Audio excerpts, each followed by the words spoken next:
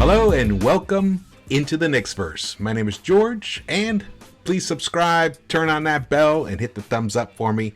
That would be wonderful. Very much appreciated. All right, well, the season is over. That's right. The New York Knicks 2020-2021 season is officially over. It's been over for almost a week. And I must say, this is the first. This is actually a video that is long overdue. It's taken me a little bit longer to put this one out than usual because, to be honest with you, I was a bit heartbroken, shattered after that playoff loss last week. Right now, and I feel I probably. A lot of Knicks fans probably feel the same way. The majority probably do. I could tell by, the response that was on the internet afterwards, on Twitter and social media and on YouTube and the comments and everything. We, it took us a while. It was kind of like a bomb went off, and we all woke up in the infirmary. Some of us bandaged up, some of us, in crutches. A few of us are just starting to eat solid foods now. That's how traumatizing that loss was to Knicks fans. It just, the way it went out, it just shouldn't have gone that way, but it did. And those are some realities that we have to deal with.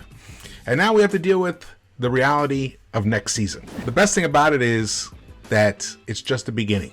We have a solid core, a youth, a very young core. We have a fantastic coach who won Coach of the Year.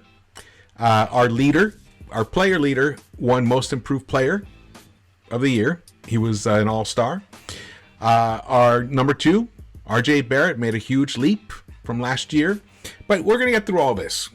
What we're going to do here is we're going to look forward, but first we're going to look back. This is going to be a postmortem. What could be done differently next time? Like if it's a project or next year. In this case, it's next season. Well, for one, we need more offense. And I didn't mention it in the adjustments part because I had this here, small ball. I know Obi, it took him a while to kind of get his sea legs under him. Let's just put it that way. It took him a while. He really didn't show much for the first half of the season. Then kind of showed a couple of blips here and there. And then there was a little period there where he started popping. I put out the video, Obi Toppin is finally popping. He was starting to show some stuff, but Thibs still wouldn't give him enough time. And part of the problem was he had an all-star in front of him in the rotation at his position. So how do you adjust to that? You play small. You go small. The Clippers just started Mook in the 5-hole just now against Utah Jazz. That's an adjustment. We should have gone small. Whether Obi's at the 5 or Julie's at the 5, it doesn't matter. This would have helped stretch the floor out.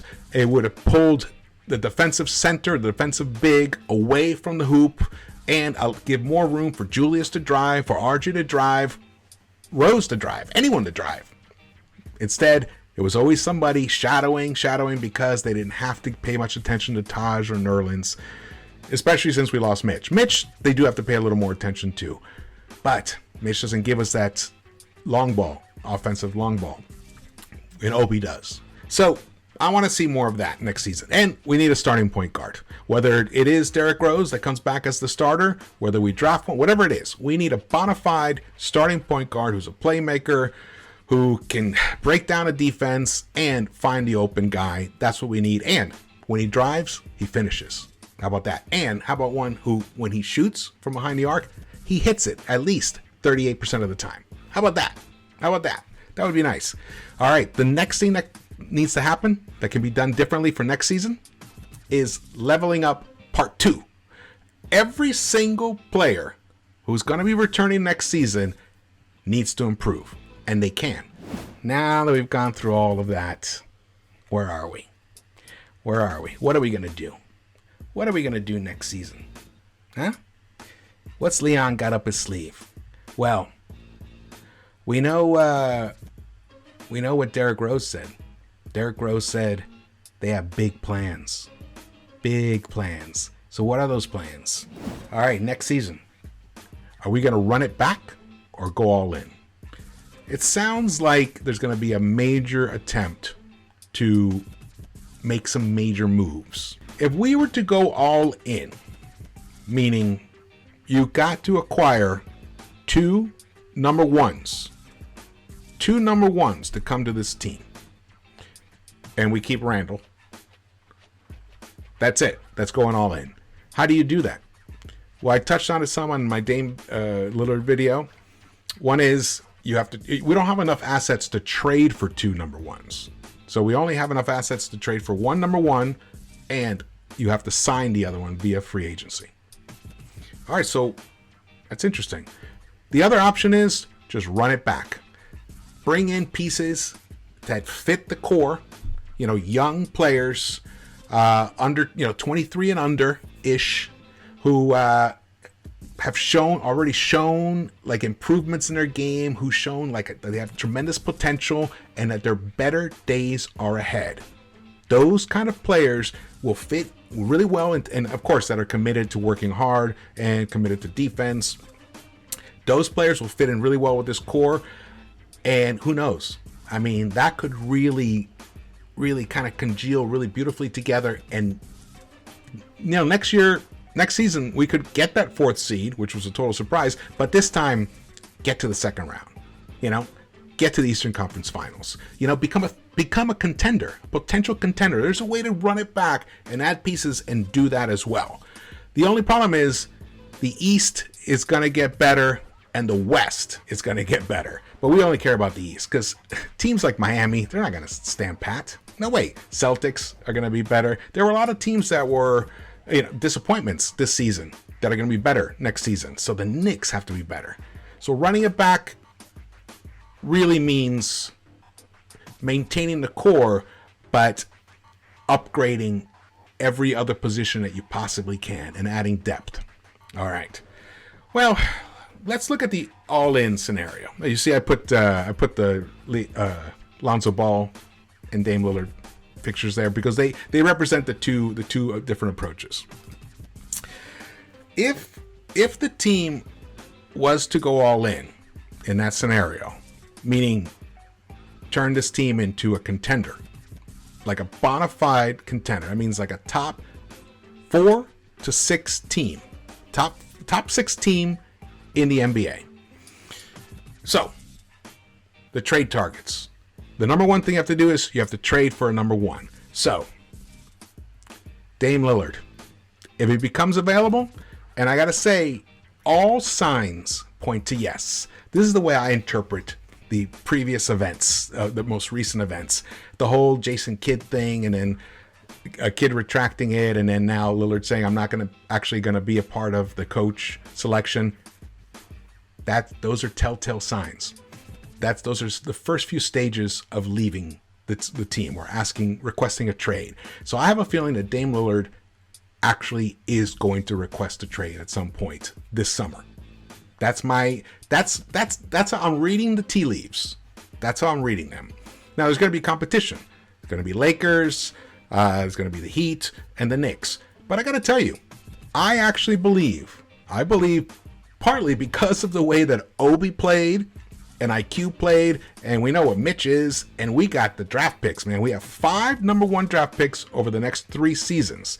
So we can give up 4 draft picks over the next 3 seasons, and we can do some swaps. We have some seconds. We have a really nice package, like a really nice package.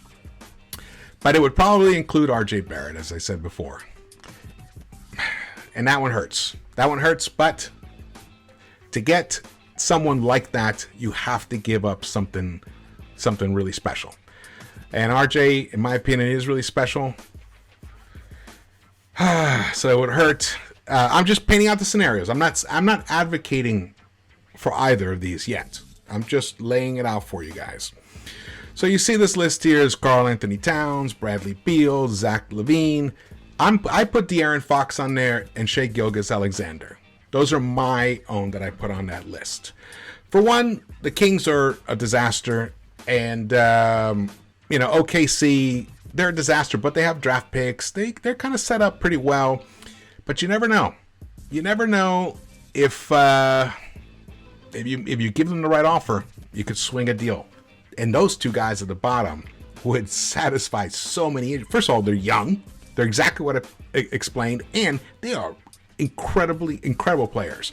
That I think their future number one, 1A, 1B, or really high level 2.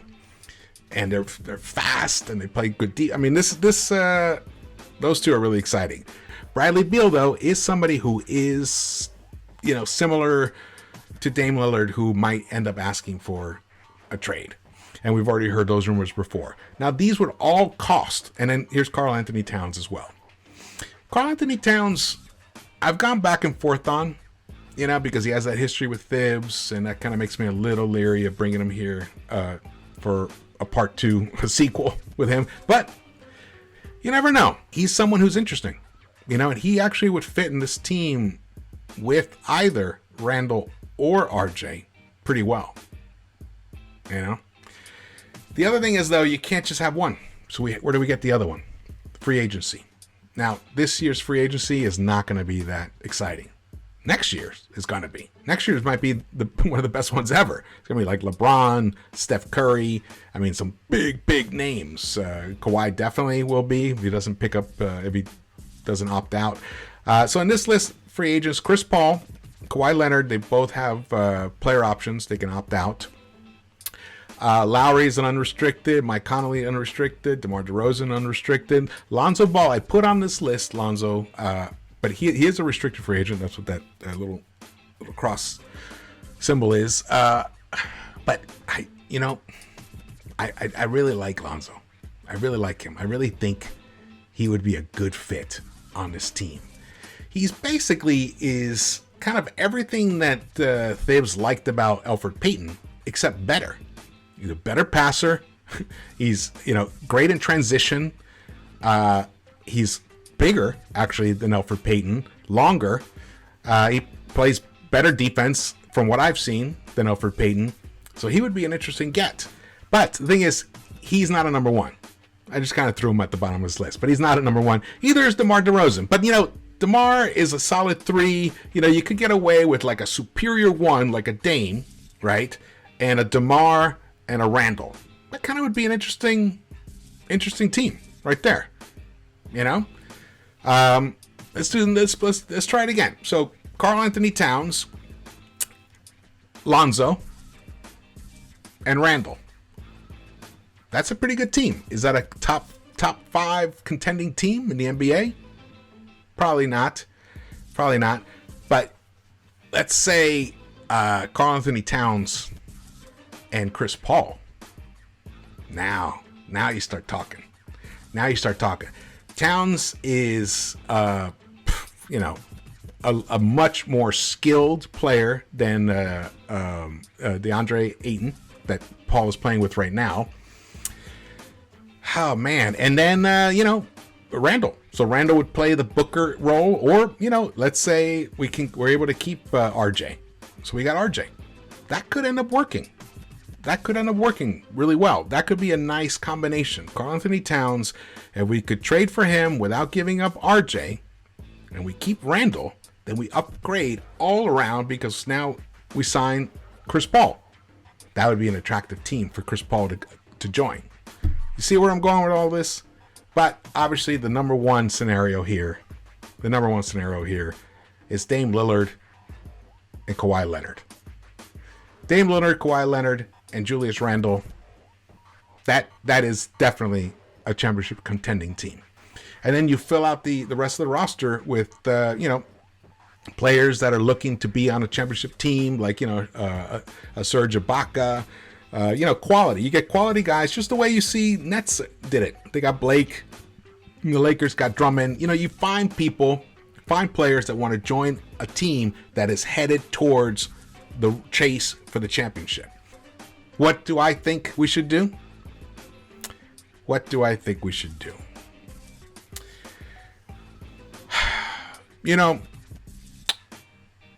I think that because of the dearth of top level free agents, and even the two that are game changers are player options, so it's no guarantees. I think you go with the run it back scenario. Unless you can pull off that, unless you can get the Dame and Kawhi thing going, I think you kind of have to do that. You kind of have to do it because of the New Jersey Nets. I mean, the Brooklyn Nets, there'll always be New Jersey Nets to me. The Brooklyn Nets, man. The Brooklyn Nets are a tremendous dilemma for Dolan and Leon Rose and us Knicks fans. We have to really think about whether we can endure another season or 2 or 3 of the Nets possibly just racking up championships one right after the other, and we're just kind of getting a little bit better each year. That's a rough one. That kind of would be hard to do.